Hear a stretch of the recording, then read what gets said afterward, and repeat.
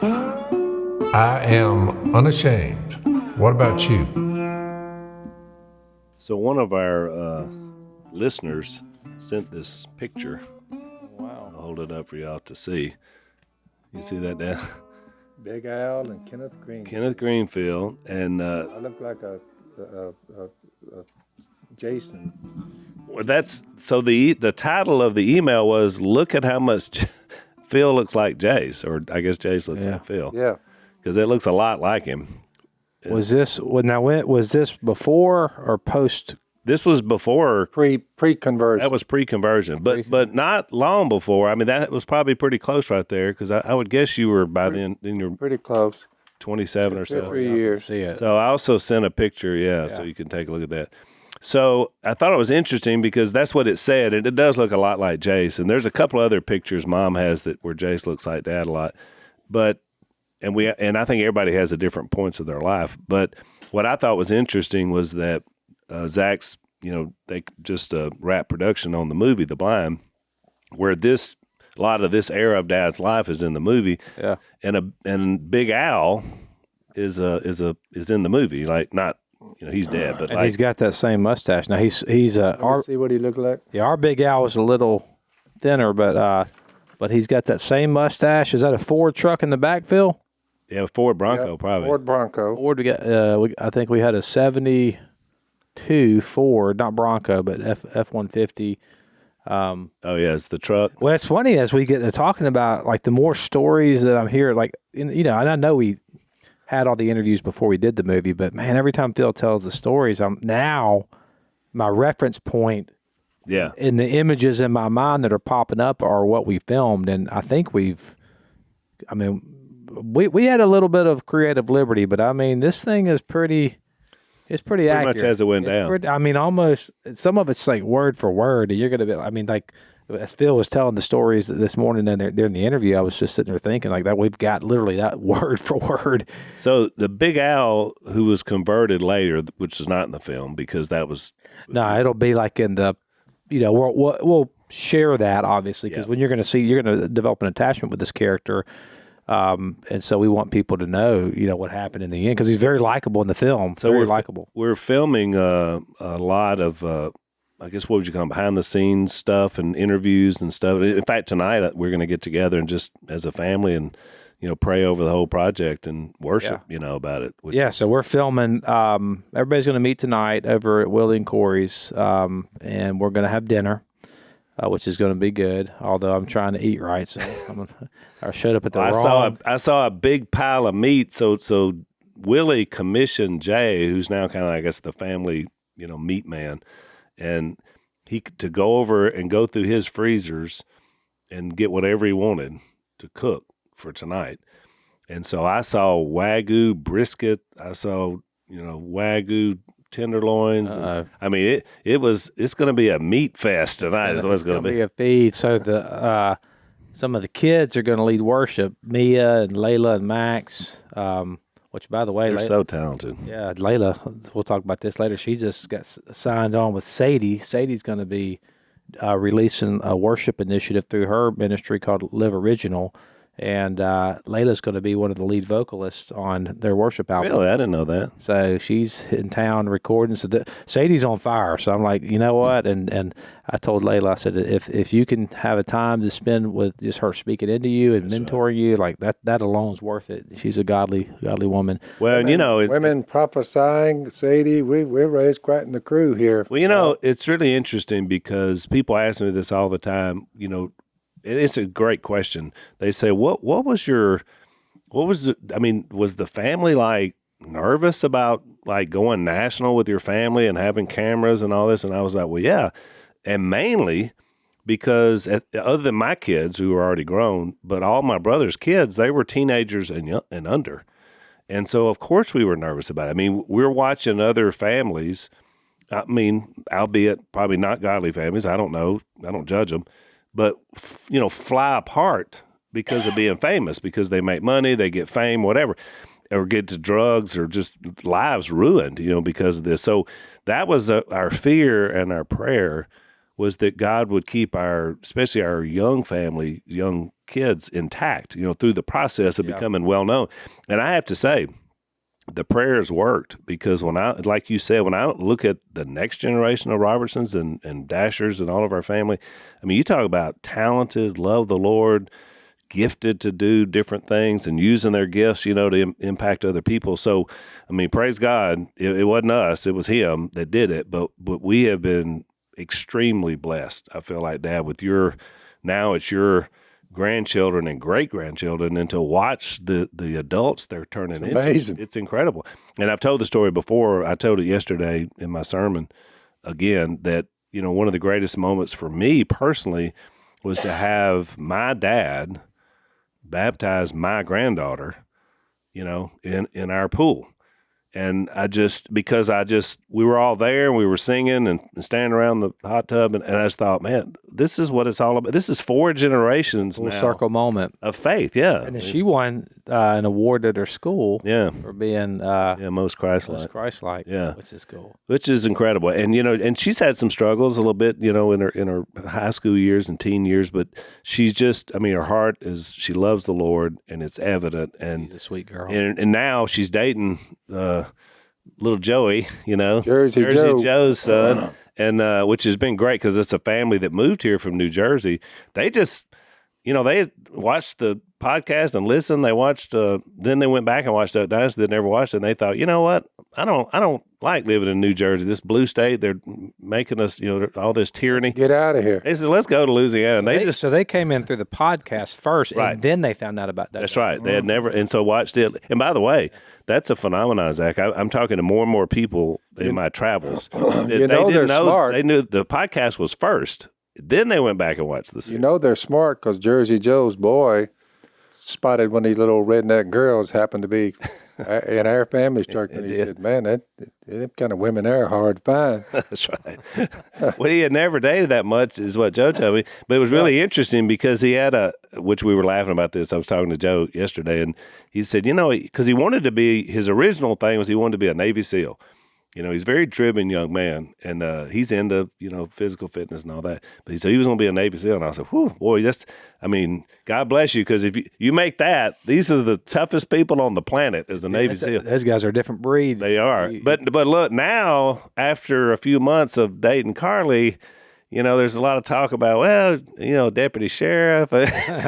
So all of a sudden it's like he's kind of said, well, women will do that. They'll change your perspective and your dreams. But anyway, I just thought that was interesting. That picture, thinking about, in this movie about going back, because I tell a story. Dad said one time when we were speaking somewhere, someone said, well, Phil, could you, because we were speaking at multiple services, and they were wanting him to go a little more personal about his backstory, and which Dad doesn't do a lot. And so Dad looked over at me and he said, Al tells my story way better than I do. and it really is true. When Dad and I used to speak out a lot, I would intro and sort of tell the story, and then Dad would come in and just tell the story of Jesus. And so it was a good 1-2 punch, I felt like, Dad, all those years that we were speaking to all those audiences. And I still do it, because now I tell the story about the family. And so, but I'm most excited about this movie, Zach, for one thing, is when you first approached us with the idea, is that I told Dad this. I said, Dad, do you realize how many people in the history of humanity, we're talking all the way back, as long as there's been people, have ever had a movie made about part of their life? I mean, it's a select, small group of people in the history of human beings that have ever had either an interesting, a nefarious, whatever life that somebody would want to make a movie about it that other people might watch. Mm-hmm. And so I said, that's something right there. And then the other thing is, long after we're gone, this movie will still be around. There'll be different ways they can download it and watch it, but people will be aware of what God did in your life for, however long till the Lord comes. They may label that as misinformation. They might. Well, you're right. They may try to block it out. Yeah, I think that's why I think that I'm so excited about the film is it's going to be, when we did all the interviews, and I keep hearing like the same words pop up about the film. It's gritty, raw. My favorite one is honest. Mm. It's honest, and I think when people see this, because Phil doesn't talk. I mean, he preaches the gospel everywhere he goes. He didn't get into the nuts and bolts of the story.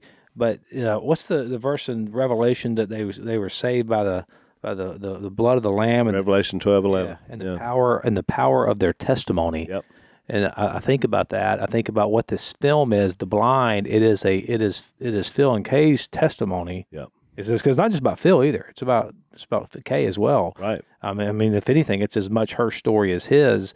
And you see, when people come to watch this film, and I would tell you this: if you have a spouse, particularly if you're one of our female listeners, or maybe a son, or if you have a young male in your life that you think he's never going to step foot inside of a church building, and he's not in a good spot, that's the guy. You trick them. That's what you do. Is you set them up and you trick them, and you go when this film comes out in 10 months or whenever it comes out, you take them to this movie, because what you're going to find is anyone who watches this says I've gone too far, there's no hope for me, they're going to leave this film inspired. Yeah. And the way that we filmed it, I think, was brilliant, and it wasn't really my idea. It was the director, and at first I was kind of against it. It's a lot of flashbacks. Yeah. But the film's so heavy that it actually works so well, because there's a lot of humor, like with the teenage years, and and you see a different version of Phil than the dark side of Phil when he was in his worst. And I like that because it continues to tie us back to the humanity that Phil wasn't. He was a bad guy for a period, but I mean, when he's a young guy, you weren't doing all that. It's the same style of film that Gibson used in The Passion. You remember? Yeah. Because it was the passion itself of Jesus was so heavy and burdensome, even though you know the story so well because we've studied our whole lives, but to watch it the way he filmed it, that he would do those flashbacks to when he was younger and when he was with his mom, and just to give you a minute to breathe. Yeah. So I've always thought he was brilliant for filming that movie that way, because when you were watching it, you needed that. You got to have that. It's not as intense as The Passion of Christ, right. which is intense, but it is raw. It's real, but it's also full of hope. I showed a trailer to a group in San Diego a few days ago, and of course I'm telling the story. I'm doing the presentation, and there's a voiceover in the trailer of the character that plays my mom.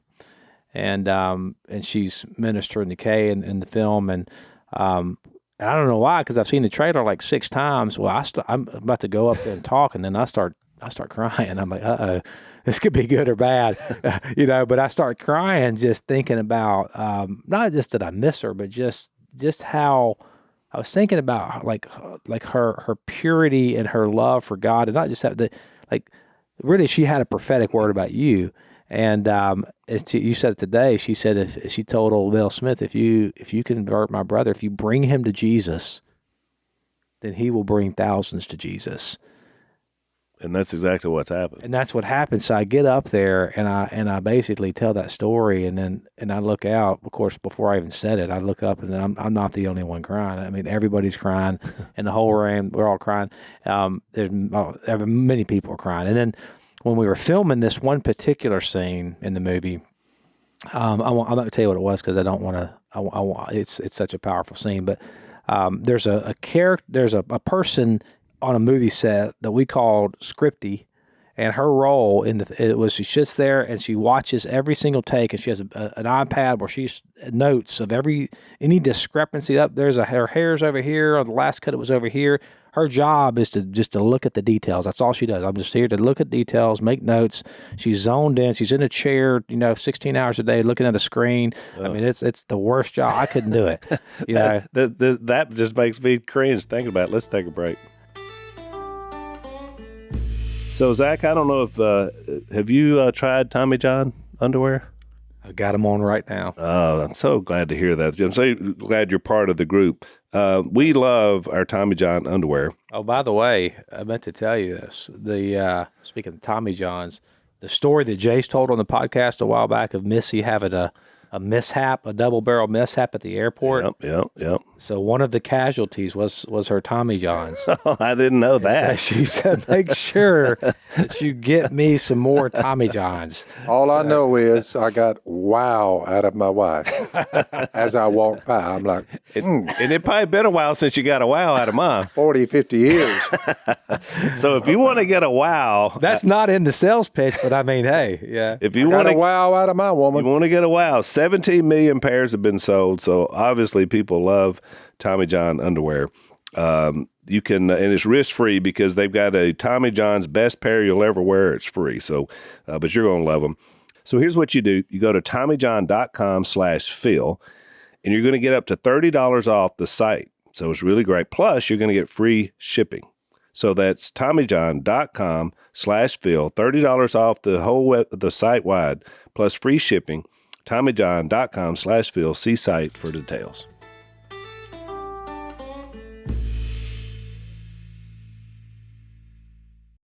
Yeah, so Scrippy, she's sitting there. Called her Scrippy. Her name's Kristen. So she's doing her job. I'm sitting in the chair behind her, and I'm watching this one scene unfold.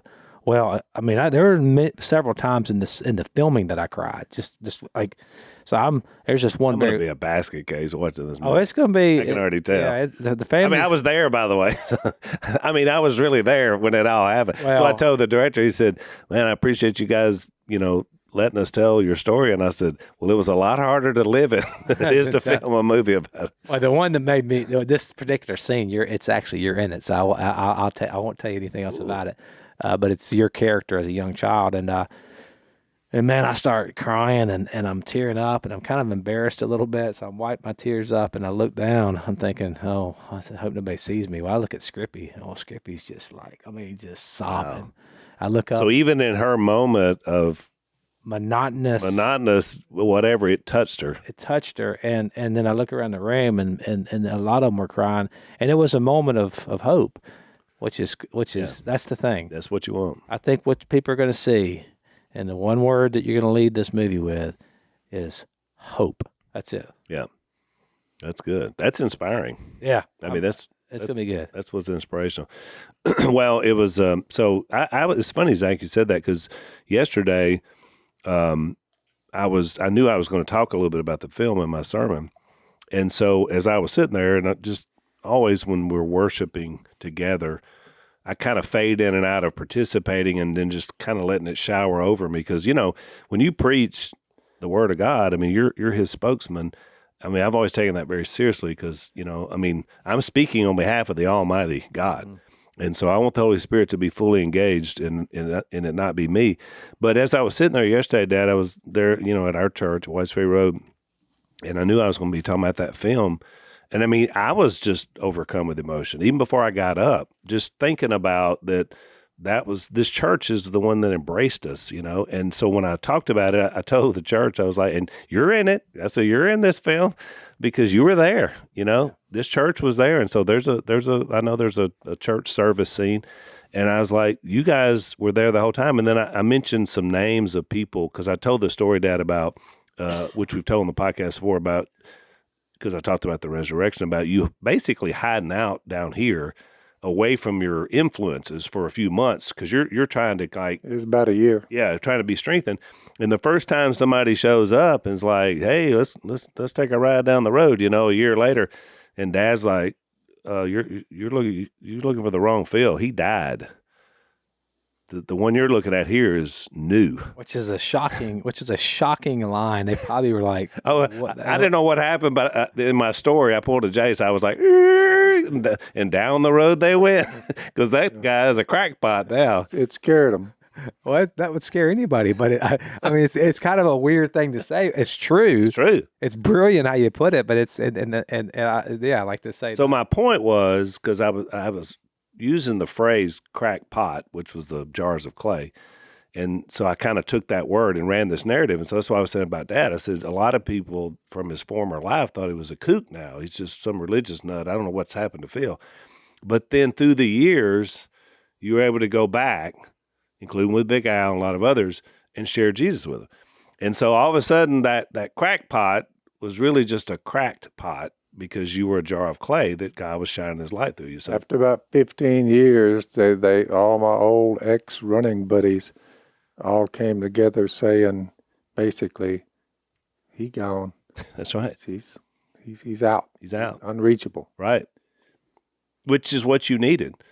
Which But by one of them stepped out, Yep. received the gospel. Once he saw what it was all about, Yep. death came near. The doctors, when it came down to death, the same ones who had deserted me, and I had deserted them, one of them said, "What did that?" Yep. He finally said, "What's the story?" Yeah. Well, I told him the story. He was driving down on that old Bronco of his, and I told him the story. He said, "I said, you're an atheist. What do you think?" I said, "You could go at any minute." And he said, "That's what I have just now come into grips with." He said, I could die at any time. Aneurysm near my heart. So I baptized him. 2 months later, he dropped dead. Yep. And you spoke at his funeral. And I was standing there when he's in the casket, and I'm speaking to the town, brought my reputation with me, as rough as it was. And all of them are sitting there. I wish we'd had that on film. They asked me to speak, and I said, "Well, I don't know about that. I don't even have a suit, and most people at funerals have a suit." I said, "But I don't own one." They said, "Don't worry about it. Just do it." You were still a little fearful about preachers and all that even back in those days because you were barely new. Yeah, I spoke to the whole town about when Al died in their mind, but my words to them was, I said, "See that casket right there, old Big Al's in there?" I said, "I'll see him again." Yep. That's how I ended it. They all cried. It's He was a very famous person in that area because he was a very successful baseball coach. He won a bunch of state championships. So the whole town would have Been an atheist his entire life. Yeah, because he was a biology guy. So Until 2 months before his death, he said, "Okay." So he cut it. That's cutting it thin. you know what he was? Remember that parable of Jesus and the workers? He was the guy that came in the last hour, That's it. but he still got the same thing we all get. I shall see him again. But you know, Zach, you mentioned that a minute ago, but it's really interesting since Dad brought that up, that one thing you don't find in atheism is hope. There is no hope. Not there. There's no hope for that. I mean, you just got the end of the line and the hole in the ground. there's no hope, and it's funny because I was going to the airport yesterday, and I heard this guy say he was on the phone, and he was so mad. And I know, when you're in the airport, you always hear like men having and women having business conversations on their Bluetooths, and at first you think they're talking to you, then you turn around and realize, no, wait, they got an earpiece in. And because I heard the guy just say, it just doesn't make any sense. I mean, it makes no sense. And he's sitting there ranting about whatever was going on. Like he didn't understand it, and it made no sense. And I was thinking, it's interesting that as humans, the two things that we look for in life are we want things to make sense. I mean, no matter what setting you're in, if someone disagrees with you or does a bonehead move, what do you say? This doesn't make any sense to me. Right. Because we're geared to find meaning and make meaning out of the world. Yep. And then the other thing is we want significance and value. We want to matter. Even on the matter side, even if you matter for something bad, Yeah. it's still like you think, why do these people shoot up these schools? Why do these mass killing? Why would someone do that? You want to be remembered, even in infamy. Even if it's something horrible, Yeah. they're like, I want something in me. I have to matter, and there has to, which relates to meaning. Yeah. There has to be a meaning to all this. Right. And I'm sitting there thinking about that. I'm thinking, another thing that atheism, it doesn't give you a context for meaning. Yeah. And it just doesn't. And it doesn't give you a context for the value of human life. It doesn't give you like we go on pretending that life matters, but if you're an honest atheist, Richard Dawkins is right when he says that the sole purpose for our existence is to propagate one's DNA. Ironically, Richard Dawkins does not live his life with that assumption. Yeah, because he cries foul when someone discriminates against people or whatever. So he is. I mean, he does have a moral compass. Mm-hmm. But if there's no God, right, there is no morality. There's no meaning. There's no anything. So I think when you got in the story, the Big Al, one thing I love about that story is that you just told is that when you get to the end of your life, a lot you think, man, like when you're faced with your own mortality, it does force you to start asking different questions. Yep. I think about this. I wanted to read this in Psalms 90. I thought, By the way, he wasn't an old man. 15 years after I was converted. So he would have been 40s, Yeah, early 40s. yeah. He was a big man. He had a heart. He was issue. young. Yeah. So he faced his own mortality, and then he's like, okay, there's got to be more, which I would agree there is more. But I've been reading this psalm to myself every day for the last week, and I want to read this second half of it, Psalms 90. Hang on, before you do that, let's take another break.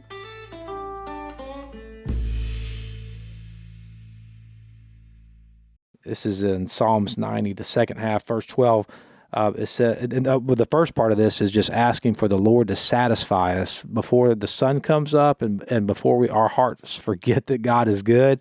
Just satisfy us, Lord. Then he says this in verse 12. So teach us to number our days. Teach us to number our days. I think he's saying you need to remember that you're finite. Good. What was that verse? Psalms 90, verse 12. Okay. You need to remember that days are numbered. They are numbered. Phil, if I got in Phil's truck, last time I was here, the first thing out of your mouth, Phil, which most people think is morbid. I love it. He goes, no context, by the way. Phil just goes, well, that was the fastest 76 years I've ever experienced. It's like, okay, give me more context. But what you were doing, and you do this a lot, it's like, it's a liturgy that you're just numbering your days, and here's why: that we may present to you, to God, a heart of wisdom. Yep. The way you're going to get the fear. Is this Moses' psalm? That's a good question. God's eternity and man. I don't know. That is a good. Go ahead and make your point. It's Psalms 90. We'll look that up, but. The fear of the Lord, and that's the message of the Psalms, is the beginning of wisdom. Yeah, this is a prayer of Moses. It's prayer of Moses. Yeah, I remember this now. Okay. Do return, O Lord, because it pushes us into a longing for God, right, when you realize how quick this is moving by. So do return, O Lord. How long will it be? And be sorry for your servants. Oh, satisfy us in the morning with your loving kindness, that we may sing for joy and be glad all of our days. Make us glad according to the days that you have afflicted us. After the years we have seen evil, and we've seen some evil, let your work appear before your servants. We want to see God's kingdom here, right? Yep. And your majesty to their children. Let the favor of the Lord, our God, be upon us, and confirm for us the work of our hands. We want our work to be meaningful. Yes, confirm the work of our hands. So I think that's kind of the thrust of this film, is like you see this thing happening, but it's like there's meaning, there's context, and what we're doing here, it does matter. Yeah. I remember I told yesterday, Dad, so when I told that story about the guys that came and then left, I said that you had started to surround yourself with the new set of friends, with now brothers. Yep. And so I mentioned a few of them, and most all of them have gone to the other side to wait on us. Corbett, Gilbert, and Big Boy Jennings, and I thought about Doyle. He got had a brain tumor, and he's probably in his 60s maybe when he got it, and so it began to affect him because it was tapping into parts of his brain. So he'd be like super emotional. He couldn't hardly keep from crying. But I remember when I went and visited him in the hospital, just show you the difference about when a believer gets to that point, because he knew he was dying, and he kept quoting this psalm, that certain number of days. And he had written out this whole thing, a certain number of days. Wow. And he kept saying, of course I would love to spend more time because, wife, my kids and all that. He said, but God gave me a certain number of days, and I served him and I loved him. And so how could I say now at the end that this is not exactly what God wanted for me? And I just thought, man, for a guy that's powerful, dying with a brain tumor, that's a pretty good take on being a son of the Almighty. You watch this film, and here you got my granny and Paul, your parents. They're gone. Yep. My mom, one of the characters, she's gone. They're gone from here. Yeah. You got Big Al, no longer with us. Yep. You got Bill Smith, no longer with us. Judy, no longer with us. I said, there's a pattern here. There's a pattern. But I think that that I'm pushing back for in a weird way when I could. And I think this is the kingdom life and the Spirit living in us that teaches us that for me, when I count my days and I consider my mortality, I mean, yeah, it stings a little bit, but it also testifies that there has got to be more. Yeah. It's got to where now every time I wake up in the morning, I'm like, whoa, I'm shocked that I'm still here. With the movie coming and everybody else has passed on but me, and they're going to do a story, I said, I'm next. That's right. Well, there were 7. Get in line. There were 7 siblings. I have said the older I get and the more I realize how temporary life is. James, said it's just like a little mist. Comes up and gone. Vapor. Yeah. I'm looking at that. I'm like, man. And to actually see a movie about yourself when you were a boy, it's weird. Yeah. I mean, right, because it's stretched out over such a long time. It all happened so fast. Yeah.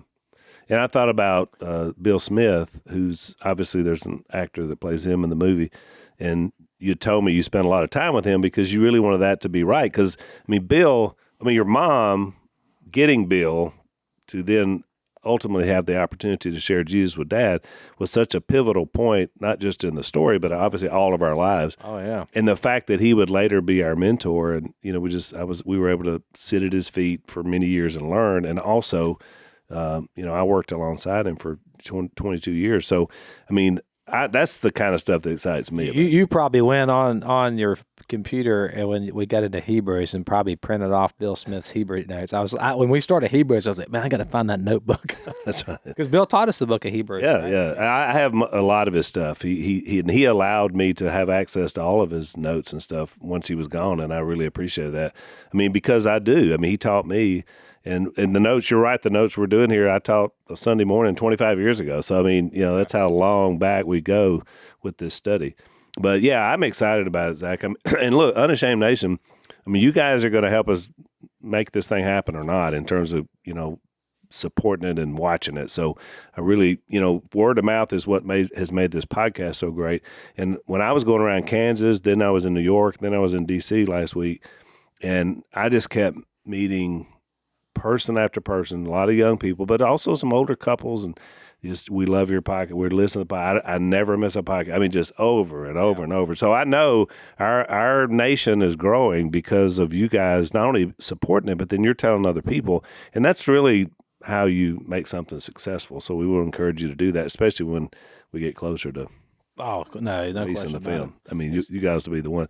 So I want to mention one other thing before we get back to Hebrews, because we talked about last time the idea of prophecy in those first 4 verses and this idea about who Jesus is. But I want to bounce this off before we get to the text. This was something, I told you I had this thing yesterday in my sermon about cracked pots. That was my takeoff. So I had 3 people that in their time were labeled as crackpots, but it turns out they were brilliant and just ahead of their time, which happens a lot, right? So Galileo was one of them. He said the world didn't revolve around Earth as everybody thought it was, but actually it revolved around the sun. But in his day, they thought he was a kook, and he was even kicked out of the church. Yeah, they called him a heretic. He was a heretic, which we talked about that earlier. Be careful about the heretic. And he was right on target. Let's take a break.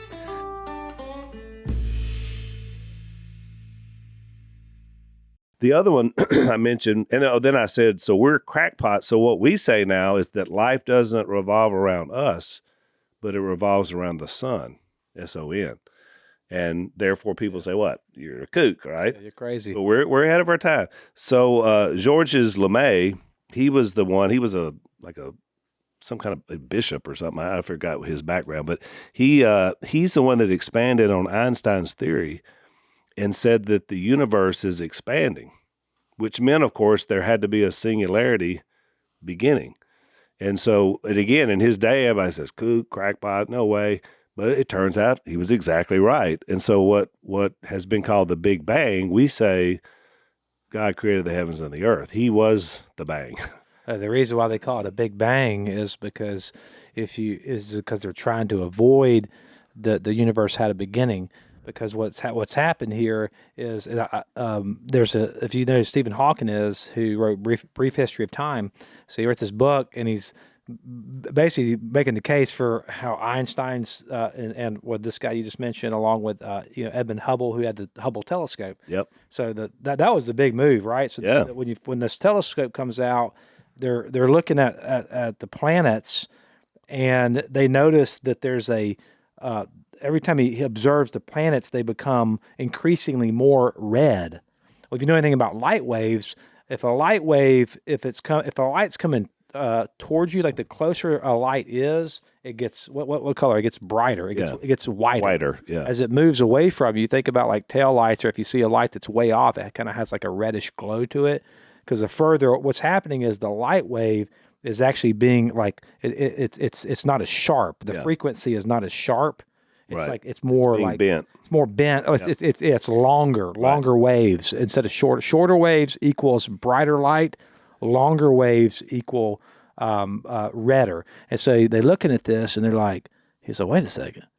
It looks like that the universe is actually, these planets are moving away from us. Expanding. It's expanding. And no big deal, right? Oh, it's a huge deal. Because if it's expanding, then what that means is if you go back in time, then it's shrinking. If we could hit rewind on the VCR of the recorder of the universe, then it's actually shrinking, and they've shown this mathematically that it shrinks to a point of infinite density to where nothing exists. Yep. And then so then what Stephen Hawking does, he's put this in his book. He gives this whole case for it, and I think I know what page this is on, which is crazy. I think it's on page 59. But he said he called it the standard model of physics. He said that if the standard model of physics is correct, I forget how he actually says it, but it's something like this. He says it smacks of divine intervention. He said, in other words, there must be a God. And he said... But he was an atheist, right? He died an atheist. Yeah. And he said, therefore, this is the line you got to keep in mind. He said, therefore, the goal of modern physics is to disprove what we've already proven. Because we know God can't exist. Right. I mean, that's something. It's something. But you think about the universe itself had a beginning, and not only does it have a beginning, the standard model of physics, what it tells us is that it began to exist out of nothing, ex nihilo, out of nothing. So it's hard for us to imagine nothing, but nothing exists, nothing, not even like empty space, like nothing exists. Right. And then in a moment, everything exists. Yep. And they're like, I've never heard anything like that. Well, you go to Genesis chapter 1, and it says, "In the beginning was the." Genesis chapter. God created the heavens and the earth. Yeah. So the word "create" there comes from a Hebrew word. The Hebrew word is bachra, which you say kind of in the back of your throat. It's B-A-R-A. So what is that word? That word in Hebrew, it's not used much in Scripture, but it means create, not just create, because I can create this table, but this table is made out of wood. The word in Hebrew in Genesis 1, the word for create means to create out of nothing. It's what he's saying there is there was nothing, and then God made something. God creates out of nothing. So in 1956, the Catholic Church, and this is another thing. You have to have something, or you don't get something. Exactly. So If there was nothing, how does nothing explode and all of a sudden you see all this matter? You say, had to be something before that. So what we're being told is that we're idiots because we believe that something came from something instead of something came from nothing. That's right. They say, no, you idiots, you don't understand that something comes from nothing. We're like, that doesn't make any sense. That's right. And they're like, oh, you're just not smart enough. No, it's an impossibility, right? So it's like the nothing can explode. It's in Romans 1. It's God. The creation is God has revealed Himself through creation. These are things that you can take an astrophysicist Ross, Hugh Ross. Not Hugh Ross. I was thinking the one I was just talking about. Hawking. Or you can take some redneck down here on the river, and we're all going to come to the same conclusion. Mm-hmm. If this thing just happened out of nothing, it smacks of divine intervention. Yeah. Anybody, you don't have to have any intelligence to understand that something must come from something. And what the biblical account is that something comes from someone. Well, and what I love about Hawking was at least in his belief system, and let's face it, atheism is its own belief system. It's its own religion, really. It's like some of this stuff on the left now. It becomes a religion. And he's saying my belief system won't allow me to embrace a God, but everything I know as an astrophysicist seems to point that there's something. Yeah, and we're talking about kind of the bigness of it all, looking at the expanding universe. But even when you shrink it down and you say, let's look at the finite information or the not finite, the minute information, that the smallness of what's inside your cells, your DNA. What all's happening there? And you see the information in there. It's like, I heard this guy speak this week, Dr. Rice, and he said, you walk on the beach and you see your name written on the beach in the sand. You're not going to say, look what the waves did. Wow. You're going to say, somebody wrote that. Why? Because there's information there. That's right. And so when there's information, even the big and the small God's in it all, and we say, well, what's this got to do with Hebrews? Because I was just asking myself that question. I looked down and said, I remember this verse right here. Actually, it has a lot to do with it. It has a lot to do with Hebrews, doesn't it? The first thing out of the Hebrew writer's mouth was in these last days, he's spoken to us by his son, that Jesus. So Jesus is put into play. Then he started talking about the angelic beings. So before you read, Al, the angelic beings, right, go back to the birth of Jesus. Hang on before you read that. Let's take our last break.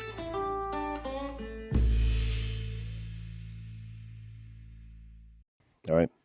There were shepherds living out in the field. This is just prior to the birth of Jesus, keeping watch over their flocks at night. Enter the angels. Watch this. An angel of the Lord appeared to him, because Jesus was made a little lower than the angels. Watch. And the glory of the Lord shone around them. They were terrified. It scared the daylights out of them. But the angel said to him, do not be afraid. I bring you good news of joy, of great joy, that there will be for all the people. Today in the town of David, a Savior has been born to you. Now these are angels giving the information of what's going down. He is Christ the Lord, the Messiah. This will be a sign to you. You will find a baby wrapped in clothes and lying in a manger. Suddenly, because you're just fixing to read about the difference between Jesus and the angelic beings. Suddenly, and the atheists of the world would scoff at what I'm reading here. But I read it and say, Suddenly a great company of the heavenly host appeared with the angel. You're like, there's a lot of beings running around out there that you can't see them. He's going to get over, as you go through Hebrews, it said some of them are just for you, to help you out. They're there all the time. It's a bunch of them. A heavenly host appeared with the angel, praising God and saying, glory to God in the highest. This is Hebrews 1. And on earth peace to men on whom his favor rests. When the angels had left them and gone into heaven, the shepherds said to one another, let's go to Bethlehem and see this thing that has happened, which the Lord has told us about. I mean, you just put that, when it happened, when you read the book of Hebrews, you say, the angels were there. Oh, yeah. But Jesus wasn't. And Jesus is bigger than the angels will ever be.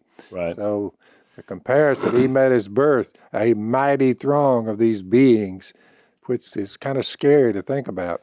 Well, scared the daylights out of them, that's for sure. Mm-hmm. Well, every encounter was always like that. It's not like kind of how it's imagined now in modern times. It was a frightening. I think we kind of overlooked the fact of what went down there, but you've got the cosmos full of these angelic beings, and they are appearing by the no telling how many thousands of them, singing praises to God there, and it's all about Jesus. It was a big thing. Well, and what an observation I made. God becoming flesh. It was a big one. Well, right. And I made an observation just from looking through the scriptures.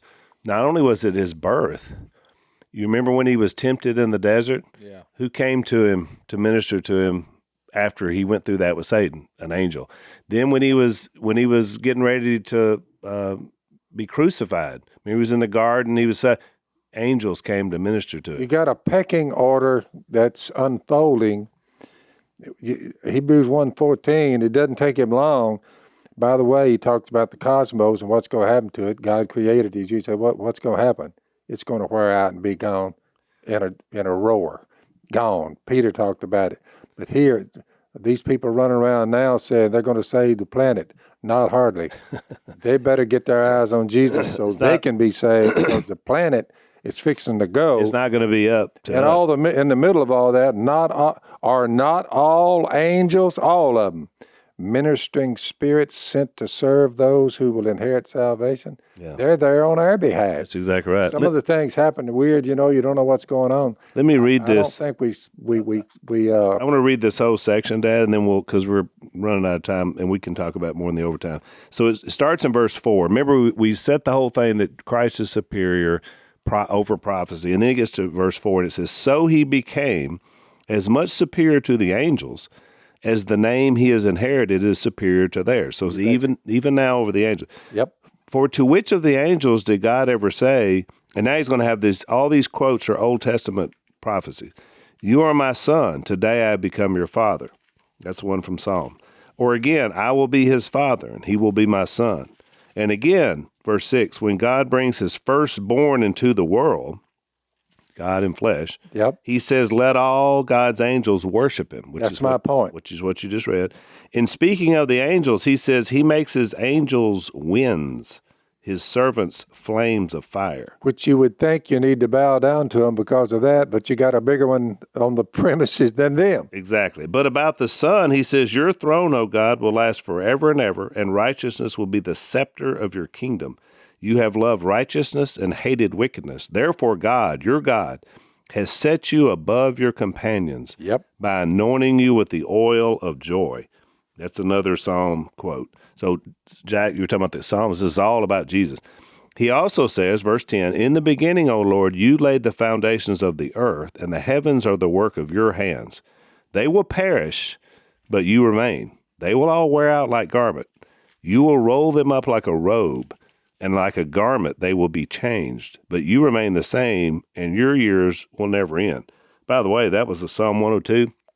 That was written thousands of years ago. Yeah. How did they know? How did the psalmist know all that? Yeah.